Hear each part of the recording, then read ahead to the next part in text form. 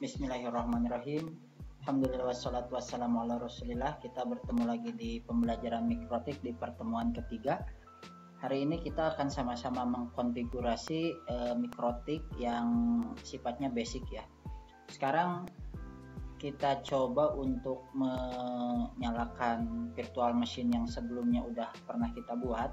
Nah, kalau yang belum pernah bikin, coba ikuti dari yang video sebelumnya, yaitu pertemuan 2. Sekarang kan kita pertemuan 3 ya.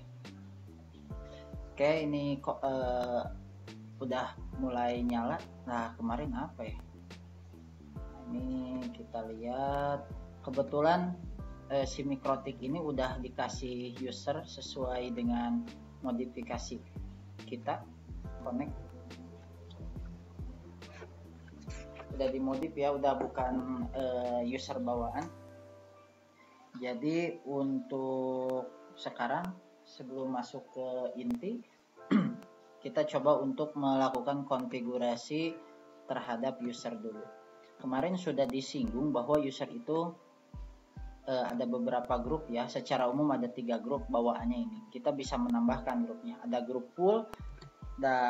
Pool ini dia memiliki akses ke perangkat mikrotik ya, dia juga user dengan tingkat tertinggi ya. Dia bisa melakukan segala hal, semua konfigurasi seperti menghapus konfigurasi, menambah sampai dengan sampai dengan menambahkan user baru. Nah, ini semuanya di checklist, bisa kita lihat. Oke. Kemudian ada yang kedua adalah write dulu aja lah, kita bahas write. Write ini adalah bisa semuanya. User ini memiliki akses konfigurasi sama seperti akses pool, namun level ini tidak bisa menambahkan user baru dan tidak dapat melakukan proses backup. Nah, bisa kita lihat di sini, FTP dia nggak bisa, policy juga dia nggak bisa. Ini bisa kita modif, bisanya ngapain aja dan nggak bisanya ngapain aja, dan namanya pun bisa kita rubah. Jadi ini settingan default ya, bawaan dari mikrotik. Yang terakhir adalah read atau hanya membaca saja. Dia cuma bisa akses melakukan monitoring, jadi cuma bisa baca aja dan tanpa merubah. Ini kalau di checklist ini write ya, jadi dia bisa merubah. Konfigurasinya dia nggak bisa ngapa-ngapain. Kita coba bikin, tadi kita sudah coba bikin usernya inda pool, artinya lihat ini, kita bisa nambahin di sini, nambahin user. Ini full ya. Ketika kita masuk ke addresses kita bisa nambahin sesuka hati, malahan menghapus juga bisa, menonaktifkan, disable, enable bisa. Nah, kalau kita bikin user yang read, user read, grupnya read, kemudian passwordnya 1234 123, nggak boleh 123 123 apply. Ini ada read, kita coba exit lah harusnya. Nah, kita coba masuk ke user read. Nah, yang ini namanya, atau yang ini juga bisa, sama aja. User min read 123 connect.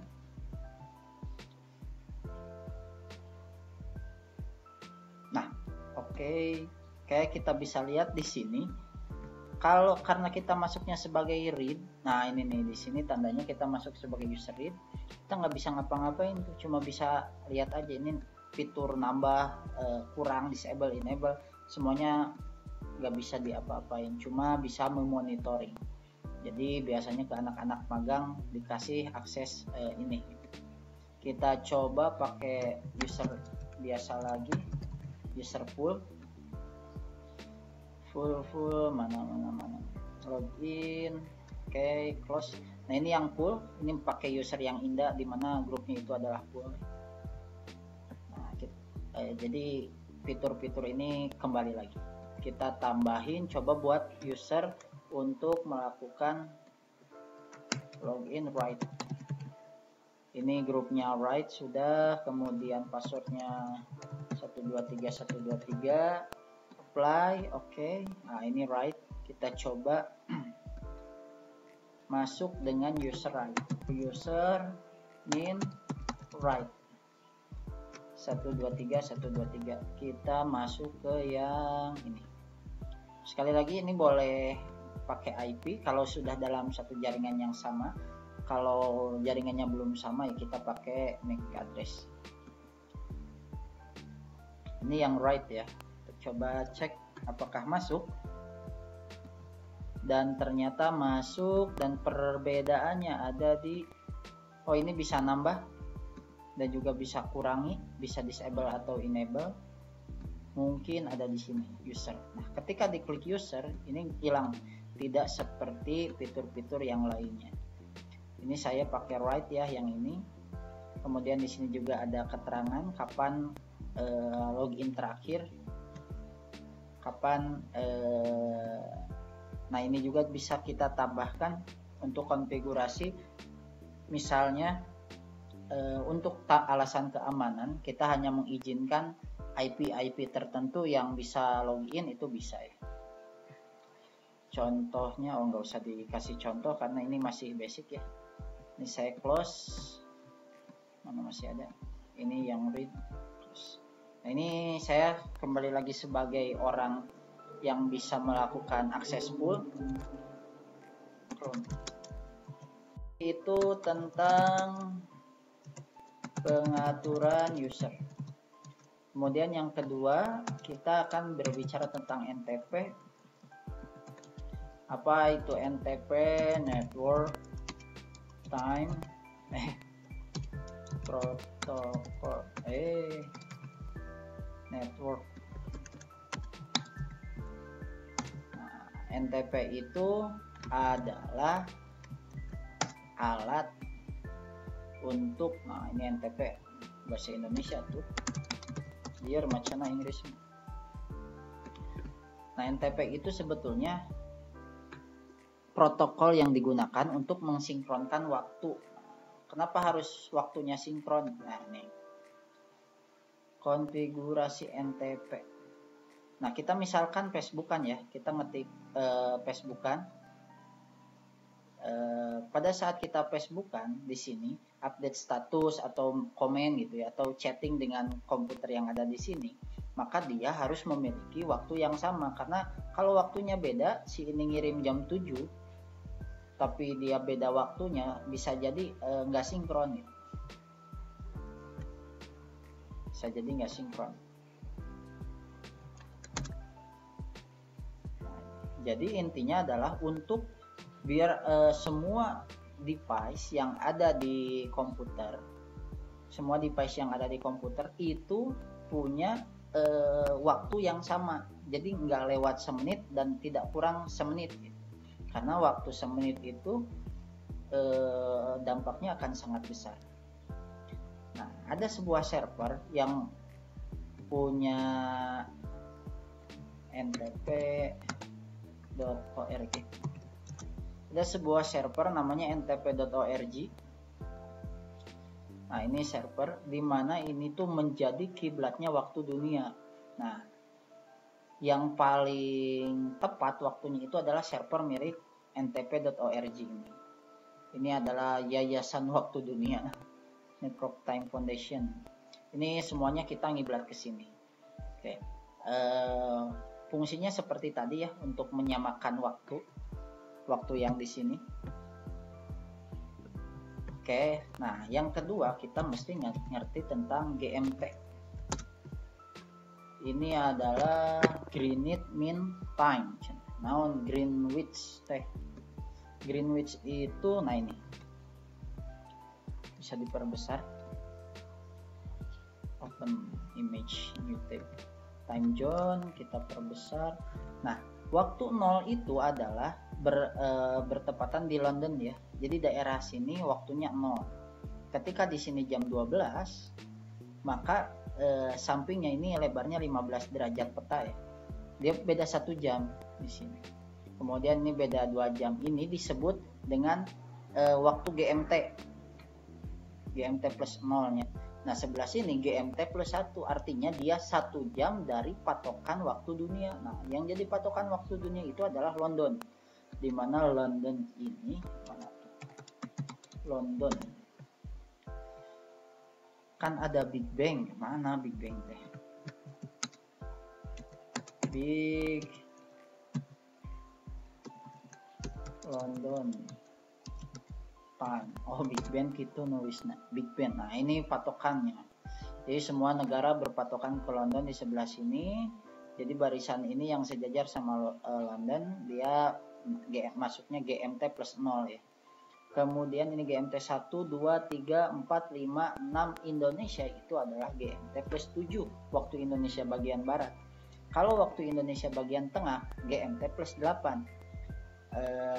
Kalau timur berarti GMT plus 9. Indonesia itu samanya kayak Jawa gitu kan, Indonesia WIB, Hanoi, Bangkok, Singapura gitu ya.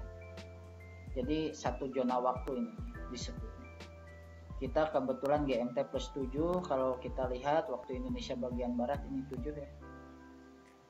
Maka settingan di mikrotiknya itu ada di sistem time. Mana time teh? Ayo time teh. Clock. Oh iya, clocknya. Nah, ini time zone-nya kita masuk ke mana? Time zone-nya, nah, si mikrotik itu udah baik banget. Kita tinggal pilih nama ibu kota. Nah, kita kan Jakarta ya. Di bawah Amerika, nah dimasuk di Asia. Nah, ini Jakarta. Ini masuknya Jakarta. Kalau mau manual berarti time zone-nya GMT plus 7, ini harus ditambahin tuh. Ini time-nya hari ini ya, sama tanggal 22 bulan 5, oke, sama. Ini GMT Asia, tinggal di apply. Nah, loh.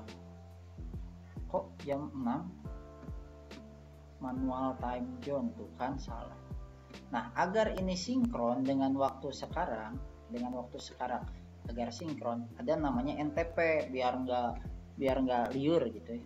Ada namanya server NTP. Nama servernya itu adalah ntp.org. Kita tinggal manggil si ntp.org ini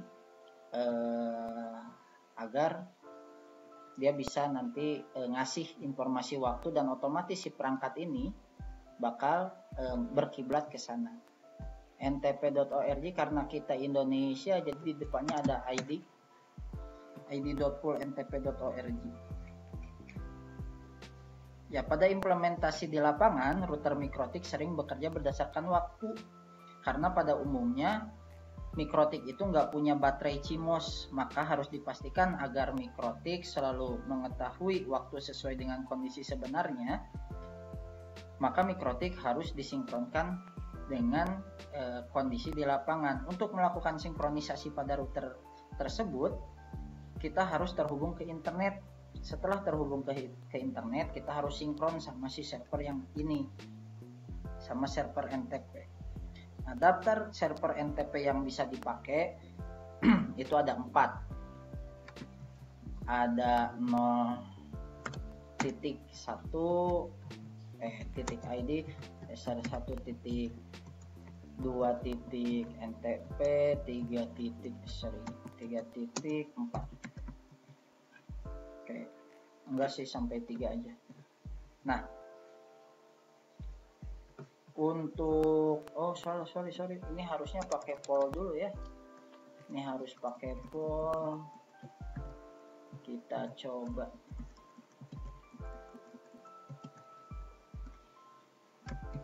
Nah, kita coba cari di internet ini makhluknya kayak apa nih. Ayat tuh.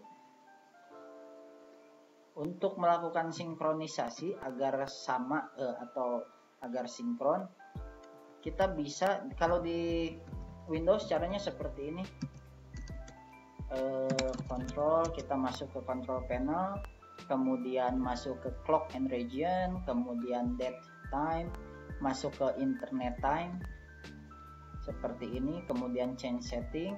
kalian ketikkan id.pool.ntp.org, kita update now, maka otomatis jamnya akan mengarah ke jam sekarang, benar jam 11.41 malam. Oke, sesuai. Nah, tugas kita adalah melakukan proses yang sama tapi di Mikrotik. Caranya adalah masuk ke sistem, kemudian ada SNTP. Nah, ini NTP client ya. NTP client. Kita coba klik enable. Kemudian kita ketikkan di sini 0.id.pool, perbesar dulu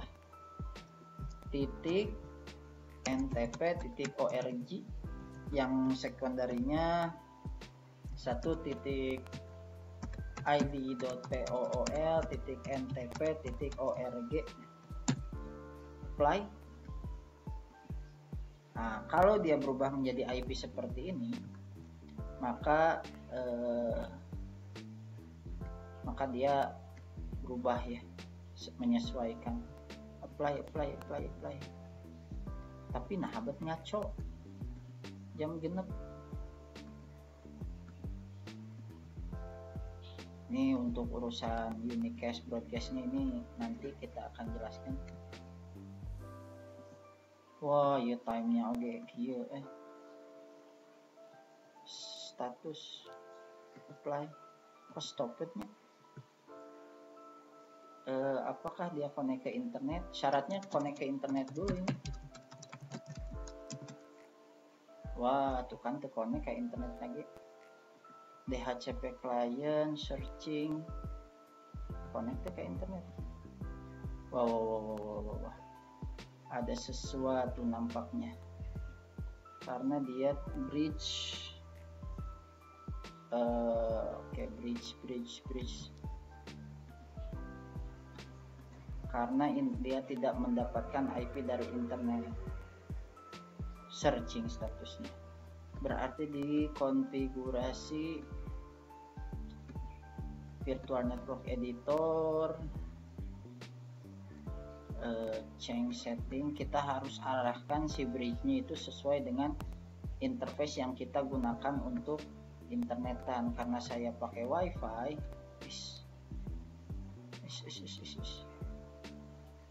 alah, cancel. Karena saya pakai wifi, dia harusnya setting ke Intel Centrino. Nah, ini kalau kita bermain di virtualisasi harus bisa Intel Centrino. Play.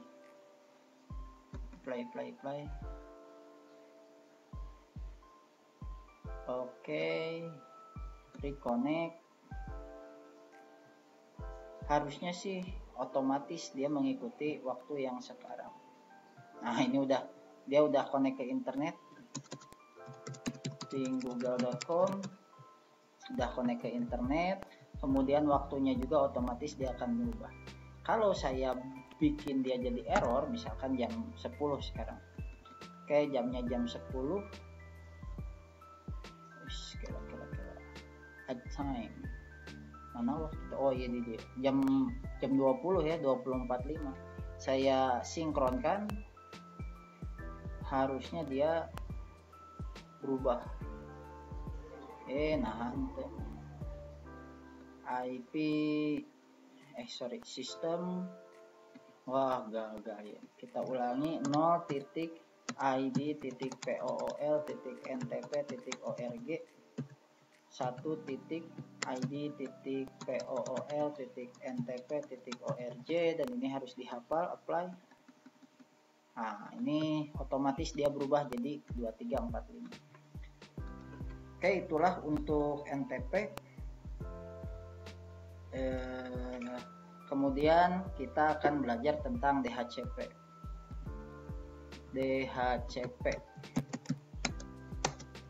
Oh iya, tulislah itu juga lah, merada resep. Yang ketiga, DHCP. Apa itu DHCP? DHCP Dynamic Host Configuration Protocol. Tapi di sini kita fokusnya DHCP server ya. Oke, DHCP server itu protokol jaringan yang memungkinkan sebuah perangkat membagikan konfigurasi IP secara otomatis atau meminjamkan IP secara otomatis ke komputer-komputer yang membutuhkan. Konfigurasi IP address meliputi IP itu sendiri, DNS-nya, subnet mask, default gateway, dan hal-hal yang dibutuhkan untuk mengakses internet. Jadi kita lihat di sini gambarnya, IP-nya itu si DHCP server .3, maka dia akan membagikan IP ke rekan-rekannya. Ini yang paling mana ya? Nah, inilah di DHCP server nanti ada IP database, dia bisa ngasihin IP ke sembarangan orang, sembarangan user. Perangkat yang membagikan IP secara otomatis disebut DHCP server. Nah, kita dapat membangun DHCP server menggunakan router mikrotik. Adapun komputer yang meminta DHCP disebut DHCP client. Nah, ini DHCP server, ini DHCP client. Kenapa? Karena dia yang minta, makanya jadi client. Ini yang ngasih, dia jadi server. Ini contoh yang lain, gambar secara garis besarnya. Nah, kita nggak usah repot-repot untuk melakukan settingan satu-satu ngisi IP di komputer. Kita coba untuk melakukan implementasi. Konfigurasi dasarnya sebetulnya sudah pernah kita buat. Yaitu di sini IP DHCP server di pertemuan sebelumnya. Cuman kita akan bahas beberapa tentang DNS ini. DNS ini nanti akan ngasih network address, ya kebalik,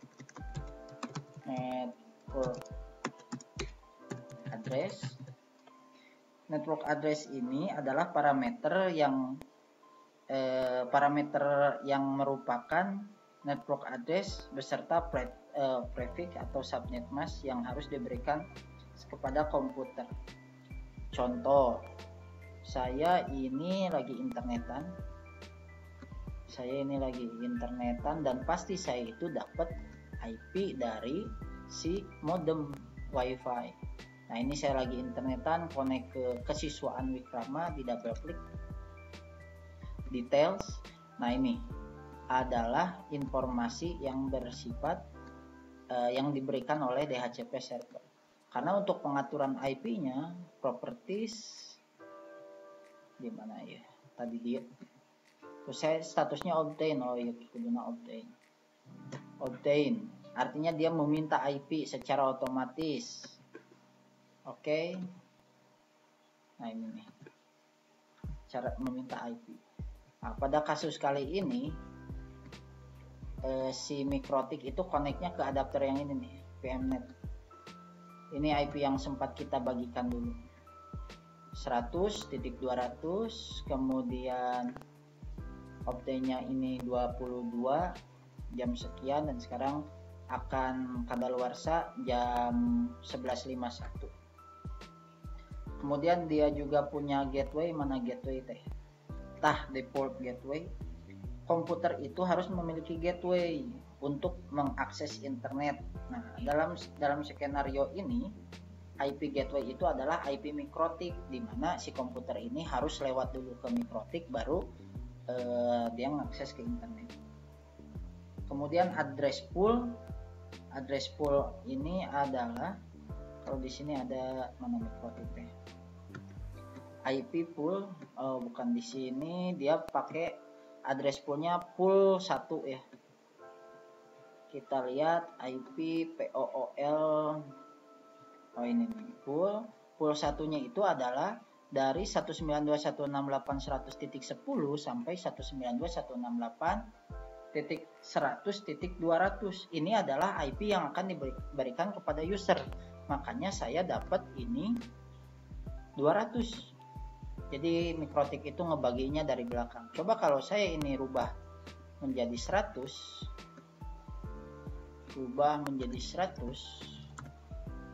apply, oke. Ini udah 100. Kemudian di close agar paketnya merestart, disable, enablekan lagi. Kemudian di sini juga close, kita lakukan disable, enable. Ini masih 200, harusnya berubah jadi 100. Disable, enable,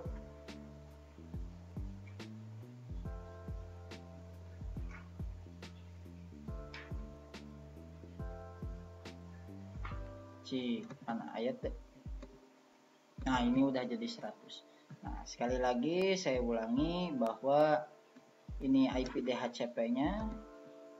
Kemudian untuk address pool atau address yang akan dibagikan kepada klien itu adalah pool 1. Saya bisa menambah atau ngurang ya. Kita di pool ini lihat. Mana tuh pool teh? Nah, ini poolnya 1. Ini seperti ini. Atau kita bisa nambah. Misalkan pool 2 addressnya itu adalah 192.168.100.10 sampai 192.168.100.50. Misalkan gitu, kita apply this. Kok di nama sih? Paste namanya pool 2. Apply. Sekarang namanya ada, dan kita akan coba rubah sehingga DHCP server yang ini memiliki pool yang kedua. Ini di sini nih address pool. Nah, ini kita apply-kan, maka hasilnya ini harusnya berubah jadi 50 sesuainya. Disable, enable. Kita coba. Nah, ini udah menjadi 50. Oke, terus di situ juga ada yang namanya list time. Jadi DHCP server itu prinsip kerjanya adalah meminjamkan IP address. Nah, user akan meminjam konfigurasi IP address itu dalam waktu 10 menit. Jadi setiap 10 menit user itu akan melakukan registrasi ulang. Nah, jadi komputer user akan meminjam konfigurasi IP address pada DHCP server. Dalam proses pinjam meminjam ini, DHCP server akan memberikan jangka waktu peminjaman IP address yang ditentukan oleh parameter list time ini. Tayeta ditentukannya sama ini. Selama list time dari sebuah IP address belum habis, maka IP address sekalipun user meminjam pertama kali tidak akan digunakan. Ini contohnya kayak gini nih biar lebih. Loh, kok nggak ada paint? Itu masih paint kan manggilnya. Oke, ini paint. Contoh. Ini ada servernya, ini ada klien 1, klien 2, klien 3, klien 4. IP yang dibagikan itu, kasih dulu garis deh.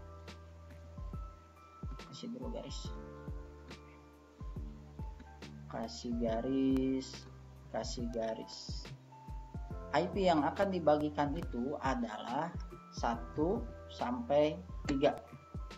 IP yang akan dibagikan itu. Ini kan kliennya ada 4 nih. Oke.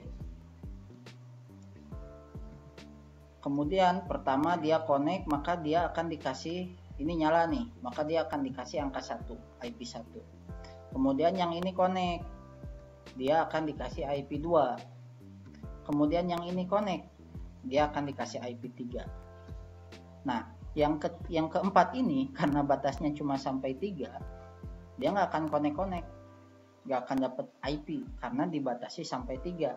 Nah, list time-nya, last time ini kan 10 menit. Nah, kemudian si IP2 ini dia mati. Ini mati nih. Dia mati. Sehingga ada dong yang 2 ini nggak kepake. Nah, sebelum 10 menit, IP2 ini nggak akan dikasihin dulu ke sini. Kenapa? Karena statusnya si server atau DHCP server ini masih menyimpan IP2 untuk komputer ini. Jadi, selama 10 menit itu nggak akan dikasih ke orang lain. Gitu. Nah, kalau udah 10 menit, semua melakukan registrasi ulang. Ini setelah 10 menit. Setelah 10 menit, maka semuanya dienolkan. Ini dienolkan, ini dienolkan. Yang nyala kan 3, 1, 2, 3. Maka yang ini dapat 1, yang ini dapat 2, yang ini dapat 3. Oke. Kemudian, gimana kalau misalnya si komputer ini mati? Komputer ini mati. Tapi dia belum 10 menit. Baru 5 menit mati, kemudian nyala lagi. Maka menit ke-1, kedua, ketiga dia komputer nyala. Ini kan masih dapat IP3 ya. Kemudian tiba-tiba menit ke-4 itu mati. Kebaliknya tenang lah. Ke-4, ke-5 itu mati. Maka di menit ke-4 dan ke-5 si server ini akan tetap memboking ya. Dia tetap ke sini. Memboking. Ternyata menit ke-6 dia nyala. Maka IP3 ini si komputer ini akan tetap mendapatkan IP3. Jadi secara simpelnya selama 10 menit IP tersebut sudah diboking oleh si PC tersebut, maka kalaupun dia mati kemudian dia nyala lagi, maka dia akan tetap mendapatkan IP yang sama. Itu list time. Bagaimana cara konfigurasinya? Nah, kapan kita harus memberikan list time yang lama? Kapan juga kita harus memberikan list time yang sebentar? Standarnya itu 10 menit.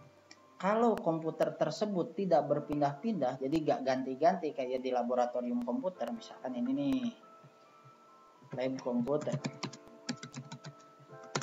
Di lab komputer kan ini gak mungkin ganti-ganti si CPU-nya ini, maka kasih aja yang lama, gak apa-apa, 24 jam misalkan. Maka kalau 24 jam, kita kasihnya kayak gini, 23 lah, 23.59. Ini 24 jam. Tapi kalau di WiFi public kayak gini seperti lobby, di lobby hotel kayak gini yang orangnya ganti-ganti dia pakai WiFi, maka kita setting secepat mungkin atau sekitar 10 menit itu udah dianggap biasa. Baik, itu saja mungkin. Belum terakhir tentang static mapping. Semua, ini udah ya, jelas ini di close, saya di close lagi, saya di close, semuanya di close. Kemudian kita harus melakukan monitoring. Ini kan IP address DHCP servernya. Di network itu adalah settingan jaringan. Kita perhatikan mananya, di dia. Kita perhatikan settingan jaringannya, details. Oke. Kita lihat di sini IP-nya itu 100 titik sekian ya, ini 50 dapatnya. Kemudian Anda bisa lihat di sini gateway-nya 254. Kemudian ini juga default gateway-nya 254. Settingan di sini DNS-nya itu adalah 8844 gitu ya. Kalau saya melakukan perubahan di sini, ini saya misalkan 85, maka di sini juga akan otomatis berubah gitu ya. Cancel saja. Kemudian di sini ada list. List ini adalah IP yang dilepaskan. IP yang dilepaskan, jadi dia bisa tahu nama komputernya siapa, kemudian MAC address-nya berapa, dapat IP berapa. Ini kan yang di list ini adalah ini komputer ini 50 IP-nya, ternyata MAC address-nya 005056. Nah, ini sesuai dengan MAC address ini. Ini nama komputernya, komputer CAOBJR. Nah, ini akan expire setelah 7 menit. Ini hitung mundur ya. Nah, sekarang ada namanya static mapping. ingat tulisan teh kita static mapping. Apa itu static mapping? Static mapping itu kayak gini. Mana tadi tepain teh? Oh iya. Contoh, si komputer ini harus mendapatkan IP2. Jadi IP2 ini hanya akan diberikan kepada komputer ini. Tuh. Apa ya istilahnya? Blocking secara permanen lah. Static mapping itu. Penerapan static mapping mengakibatkan komputer user yang mendapatkan IP address berbeda setiap kali pengajuan peminjaman itu akan dibuat menjadi tetap. Nah, kita akan coba membuat menjadi static mapping. Caranya adalah di sini mana sih? Oke. Winbox di mana? Ya. Kita bikin static mapping. Nah, caranya adalah masuk, saya ulangi dari awal agar jelas, IP, DHCP server, kemudian di lisis, tambah. Nah, ini address yang mau dikasih berapa? Saya mau ngasih 192.168.100.20. Nah, ketik aja MAC addressnya di sini. Contohnya yang ini, yang physical address ini yang komputer ini akan saya kasih 20. Jadi kita ketikin di sini sesuai dengan ini tinggal kita ketik 50, kemudian 56, kemudian C0, salah, CO C0 ya, 01. Dia akan aktif di semua server. Ini misalkan kita punya banyak DHCP, ini all saja. List time-nya juga bisa kita edit. Kemudian tinggal kita klik apply aja ini. Nah, itu cara pertama. Cara kedua, ini kan jelas-jelas nih. Cara kedua itu adalah kita lihat aja di sini. Oh, iya komputer iya. Dan kita double klik sebelah sini. Tinggal kita make static. Nah, udah, dia akan menjadi static DHCP. Kapanpun dia akan menjadi dia akan mendapatkan IP 50. Saya pilih remove, kita coba manual. IP-nya 192.168.100.20. MAC address-nya tadi 50, 56, C001. Oke, kemudian di sini kita tinggal, ini kan udah, pastikan servernya ini di sini, artinya dia aktif di semua PC ya. Apply di semua server, harus apply. Oke, dan harusnya komputer dengan nilai MAC address yang sudah ditentukan ini masih waiting. Kita coba disable, kemudian enable kan. Harusnya connect, reconnect. Kita coba details. Nah, ini udah dapat 20. Jadi MAC address tersebut atau komputer ini kapanpun dia akan mendapatkan IP yang sudah kita tentukan. Kemudian pengamanan tentang DNS. Kita berbicara tentang pengamanan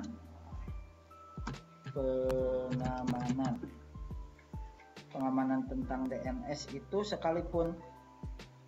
Jadi intinya itu adalah agar DNS yang sudah kita tentukan atau user yang menggunakan DNS secara otomatis, bukan DNS ya, DHCP, sorry diulang. Jadi pengamanan pada DHCP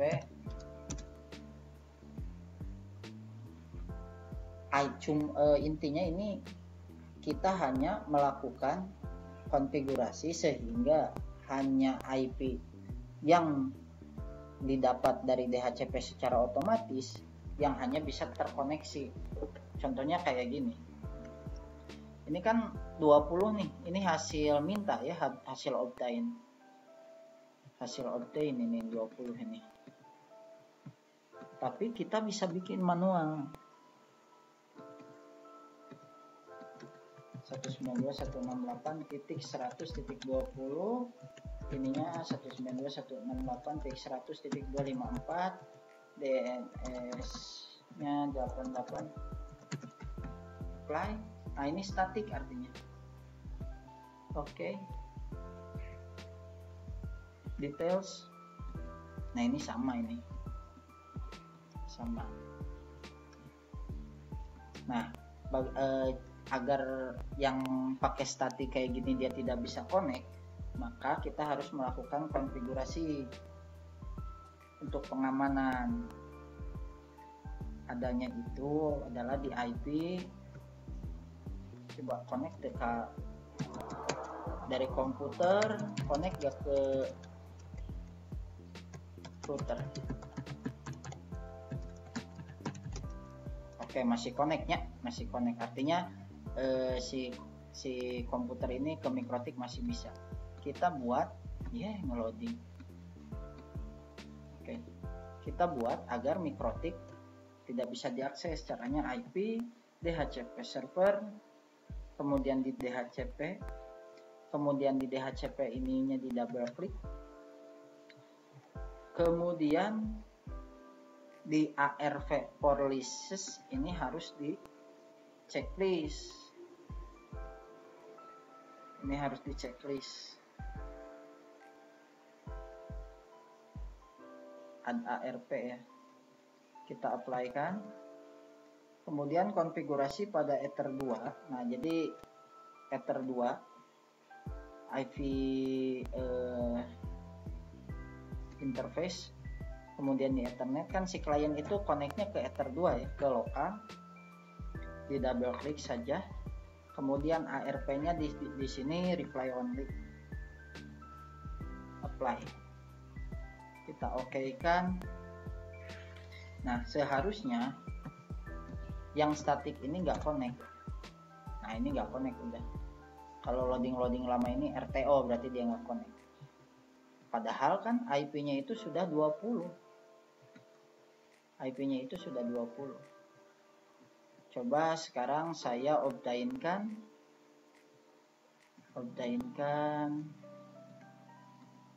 Oke. Close. Tong di close. Apakah connect? Oke. Padahal IP-nya sama-sama 20. Cik, sekali deh penasaran. IP-nya ini 20. Kita rubah secara manual. 192.168.100.20, berdoa 192.168.100.254, 888 ini sudah sesuai. Yes. Oke. Coba. Dan ini tidak connect ya. Nah, jadi itu saja untuk pembahasan kali ini. Di pertemuan berikutnya kita akan membahas tentang firewall. Sekian, assalamualaikum warahmatullahi wabarakatuh.